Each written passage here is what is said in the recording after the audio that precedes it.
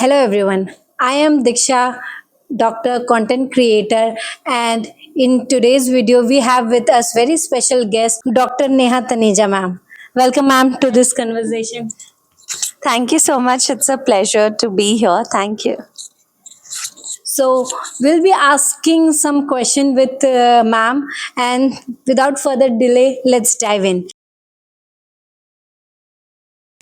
So now that we know that FMG dates are out, it's 26 July.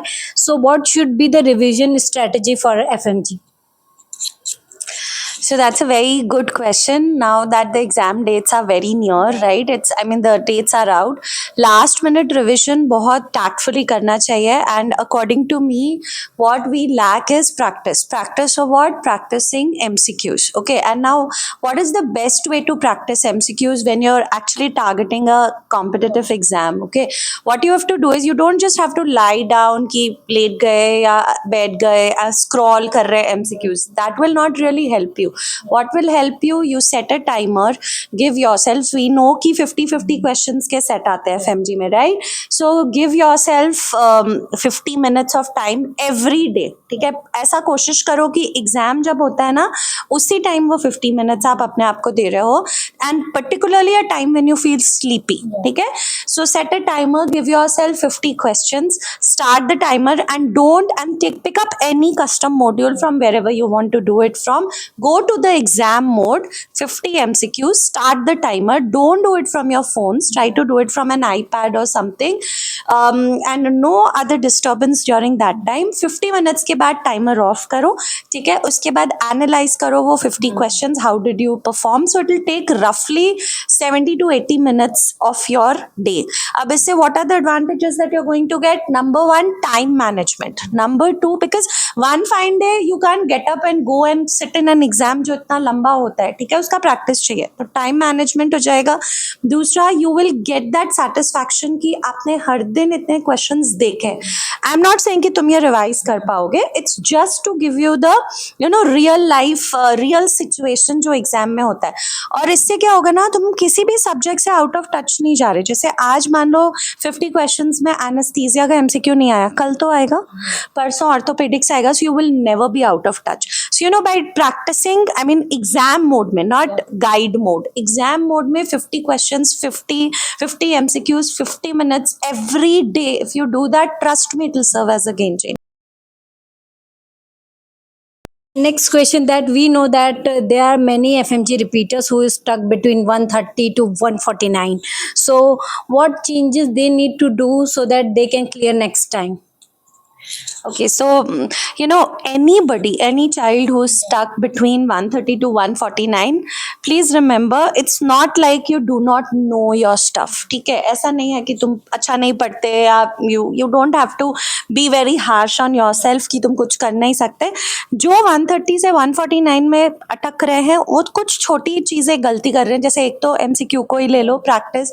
तो जो मैंने अभी बताया 50 MCQs, 50 minutes, that is a must for any repeater or any person who's doing it for the first time. Second thing, please don't miss out on any subjects. मैंने बहुत बार बच्चों से जब बात किया ना, तो आप उनसे पूछोगे कि क्या गलती हुई थी, तो बहुत बार वो कहते कि मैम हमने ये छोटा सब्जेक्ट था तो ये छोड़ दिया. अब होता क्या ना कि हमें तो चाहिए 150 क्वेश्चन. अब हो सकता है कि वो जो तुम एक सब्जेक्ट छोड़ रहे हो, मान लेते हैं ऑर्थोपेडिक्स, उसी में से वो एक क्वेश्चन बना जो तुम्हें उस पर ले जा सकता था. Please don't leave any subject. That's my other advice. And third, don't run after too hi-fi things. ठीक है, अभी हमारी रैंक के लिए we are not appearing, we are wanting 150. तो कोई भी जो सब्जेक्ट है ना, उसके RRs या बेसिक जो चीज़ें 80 to 85% टाइम्स आती ही आती है. जैसे PSM उठाए, कोहॉर्ट स्टडी आती ही आती है, उसको आपको पक्का से करना है. फॉरेस्ट प्लॉट उतना नहीं आता है FMG, ठीक है. तो 80 to 85% मस्ट टू स्टफ तुम्हारे टिप्स पे होने चाहिए. PYQs आपके टिप्स पे होने चाहिए. रात को अगर मैं 2 बजे भी उठा के पूछूं तो मैं उसका आंसर पता होना चाहिए. तीसरा, कोई सब्जेक्ट मत छोड़ो.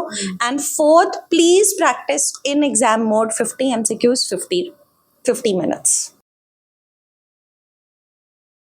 So personally, I will say कि I have done PSM Sure Shot and it helped me a lot. It was a game changer during my preparation, and we all know that PSM is such a volatile subject, whether it is the numbers or the formula. So how a person who want to revise PSM, how they can change a way so that they can revise it better and be like memorize it better.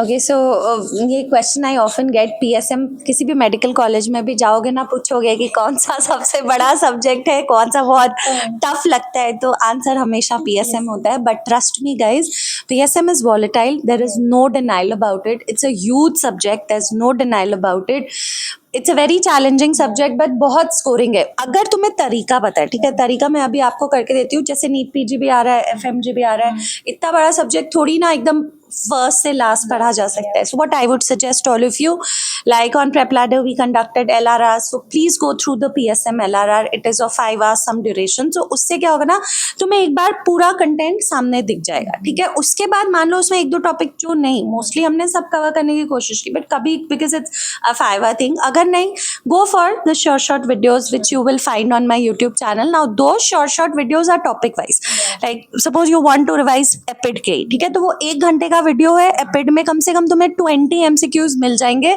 जो तुम्हारे aphid को पूरी तरह से revise करा देगा ठीक है तो एक तुम LRR साथ में supplemented with short RRs whichever topic you find is not readable not revisable वो उससे कर लो ठीक है इसके बाद भी तुम्हें लगता है कि नहीं यार मेरे को कुछ और देखना है तो वो रैपिड रिविजन जो अपना प्रेपलाटम है वो देखो बट अगर अभी टाइम की कमी लग रही है please go through the LRRs and the short end of course PYQs NEET FMG के तो करने ही करने हैं अगर टाइम मिले नीट PG last 3 years करके जाओ it is more than enough for PSM at this particular moment. Big subject are such important because it takes like 50 to 60% of the thing is from the big subject. So how we can revise big subject? This is very important जैसे मेरे लिए honestly big subjects revise करना बहुत मुश्किल होता था चाहे surgery उठाओ चाहे मेडिसिन उठाओ तो you know the best veg अब तो क्वेश्चंस भी इंटीग्रेटेड मैनर में आते हैं क्लिनिकल से तो बेस्ट वे है वैसे ही करना है जैसे अब आप ही बता रही थी Iksha like when we were talking कि मैम मैंने मेडिसिन को कैसे पढ़ा like she told and it is a very good thing that we always stress on कि मेडिसिन को अब पढ़ने के लिए पूरा एंड से लास्ट तक मेडिसिन ही सिर्फ पढ़ना काफ़ी समय ले लेगा तो तुम क्या कर सकते हो पैथो माइक्रो फार्मा साथ में इंटीग्रेट करके उसको पढ़ने की कोशिश करो जैसे मेडिसिन का कोई भी टॉपिक जैसे जब हम CVSE पढ़ रहे हैं तो उसी टाइम पैथो का भी कंटेंट साथ में एक साथ देख लें फार्मा में जो ड्रग्स हैं साथ में एक साथ देख लें I think that is the best way to study any volatile और कभी भी ना ऐसे मतलब कि अब मैं 6 दिन पूरा मेडिसिन पढ़ूंगी वो कभी नहीं वर्कआउट होता you have to divide the vast subjects into कि ठीक है आज मैं 4 घंटे करूंगी कल मैं 3 घंटे करूंगी आप कभी पूरे दिन में एक पूरा बड़ा सब्जेक्ट लेना काइंड ऑफ मोनोटोनस हो जाता है so just break it into you know smaller parts and integrate We know that this exam phase is physical and mostly mental stress. So how we can as a student deal with the mental pressure, society pressure or the peer pressure, especially for the repeaters and also for those people who are giving NEET PG and didn't get the desired branch? ये तो किसी भी exam के लिए है whether you're a NEET PG aspirant FMG देना है INICT UPSC CA exam कोई भी एग्ज़ाम बैंक का एग्ज़ाम हो वो जो एंग्जाइटी होता है ना that gets into you of course it gets into you and it's you puts you in a mental stress but हमेशा हमें इस चीज़ को याद रखने की कोशिश करें कि ये होगा ठीक है वी हैव टू पहले तो एक्सेप्ट करना है कि थोड़ी बहुत एंग्जाइटी होनी है उसको एक्सेस में नहीं होने देना है जब भी आपको एंग्जाइटी हो द बेस्ट थिंग इज किसी से बात कर लो it could be your parent it could be your friend it could be your teachers anybody ठीक है दूसरा एक तरीका जब मुझे एंग्जाइटी होती थी ना मुझे लगता था कि मैं नहीं कर पाऊंगी मैं एक ऐसा कोई क्वेश्चन पेपर या ऐसा कोई सब्जेक्ट उठाती थी जो मुझे बहुत पसंद था और उसके MCQ लगाती थी तो लगता था कि अच्छा ये तो मुझे आता है ये भी मुझे आता है ठीक है तो आप क्या कोशिश करो कि उस चीज को और अपने करीब लाने की कोशिश करो और remember this is just a phase guys it's not going to be your everyday life है ना ये अभी एक समय के लिए तो अगर बहुत चिंता करेंगे बहुत सोचेंगे तो ये जो अभी 3-4 महीने हैं वो तो यूं निकल जाएंगे so what is the best thing that you can do is whenever you feel anxious put your books down make a call to anybody, just vent out your feeling, go and speak to yourself in the mirror और बोलो यार बस 3 महीने हैं, ठीक है, अपना best देते हैं. What is going to happen nobody knows. मुझे भी नहीं पता था कि एग्जाम किसका निकलेगा, किसी को नहीं पता होता. तो उस समय the best thing is talk to yourself, look at yourself in the mirror, बोल भाई अगर ये समय निकल गया it's not going to come back, ठीक है. Put in your best because the day the exam gets over, no you should not be saying to yourself what if I would have just put in a little more effort.